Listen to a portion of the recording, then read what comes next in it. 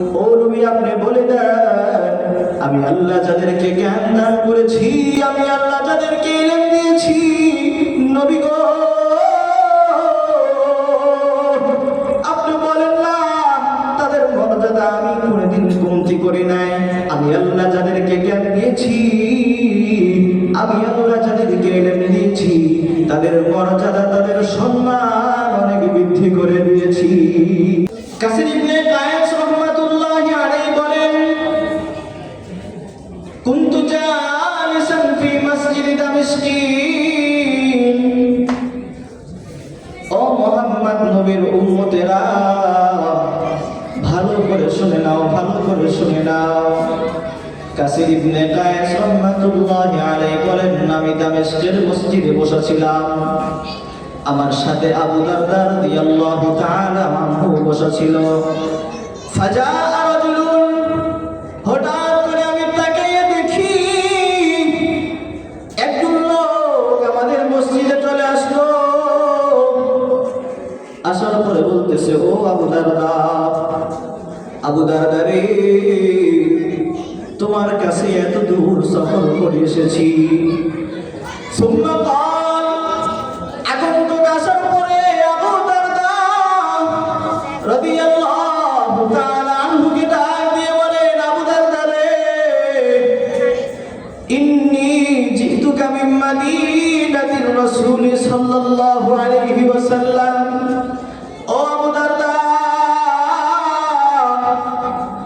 আমি তোমার কাছে মদিনা থেকে এসেছি।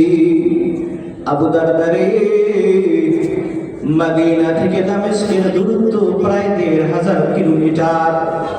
ও আবু দারদা, আমি মদিনা থেকে ১,৫০০ কিলোমিটার পথ অতিক্রম করে তোমার কাছে এসেছি লিহাদিসি, শুধুমাত্র একটা হাদিস শিক্ষা করার জন্য। ও মুসলমান, চিন্তা করে দেখেন না, আমাদের আকাবিররা, আমাদের পূর্বপুরুষরা, সাহাবায়ে কেরাম ইলমের জন্য কত কষ্ট করেছেন। কাসির ইবনে কায়েস রাহমাতুল্লাহি আলাইহি বলেন, ও মুহাম্মদ নবীর উম্মতেরা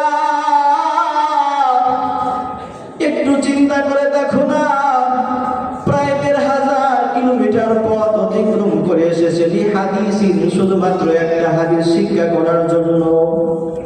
আবু দারদা রাদিয়াল্লাহু আনহু ডাক দিয়ে বললেন, ও আগন্তুক, মা জিতা লিহাজাতিন। আবু দারদা বললেন, ও আগন্তুক, ও মেহমান, মা জিতা লিহাজাতিন, তুমি কি অন্য কোনো প্রয়োজনে আসোনি? আগন্তুক ডাক দিয়ে বলেন, আবু দারদা রে, না না না,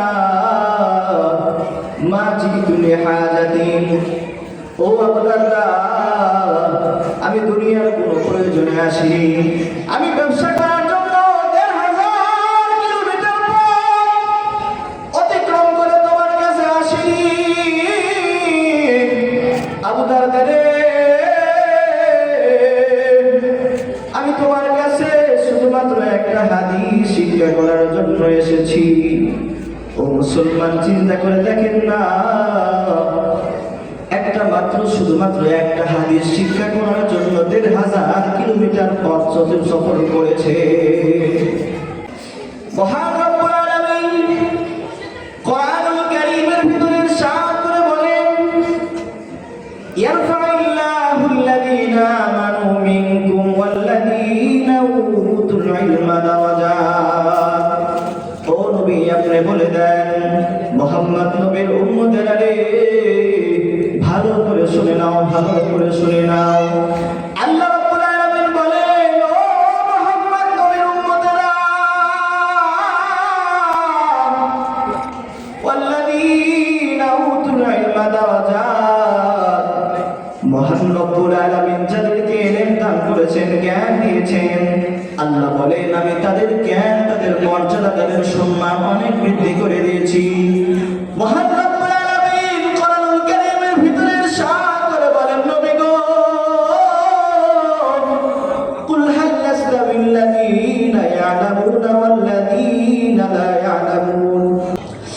আমার বিশ্ব নবী জনাবে মুহাম্মদুর রাসূলুল্লাহ সাল্লাল্লাহু আলাইহি ওয়াসাল্লাম বলেন, মান সালাকা তরিকান ইয়ালতামিসু ফীহি ইলমান সাহালাল্লাহু লাহু বিহি তরিকান ইলাল জান্নাহ।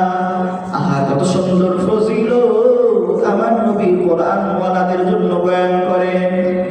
এত বড় বড় ফজিলত আমার নবী বলেন, তুমি ইলম অর্জন করার জন্য রাস্তায় বের হয়েছো, পথে সফর করতেছো, তুমি একটা জ্ঞান অর্জন করার জন্য। আমার নবী বলেন, সাহালাল্লাহু লাহু বিহি তরিকান ইলাল জান্নাহ, তাদের জন্য আমি আল্লাহ জান্নাতের রাস্তা সহজ করে দিই। ও মুসলমান, ও আপনার নবী, বিশ্ব নবী জনাবে মুহাম্মদুর রাসূলুল্লাহ সাল্লাল্লাহু আলাইহি ওয়াসাল্লাম বলে, ওয়া ইন্নাল মালাইকাতা লা তাদউ আজনিহাতাহা রিজাল লিতালিবিল ইলম। এত বড় ফজিলত, এত বড় ফজিলত। আল্লাহর নবী বলে, আল্লাহ রাব্বুল আলামিন যত ফেরেশতা বানাইছে, ফেরেশতারা এই তালিবে ইলমদের সন্তুষ্টির জন্য নিজেদের পরগুলোকে বিছায় দেয়।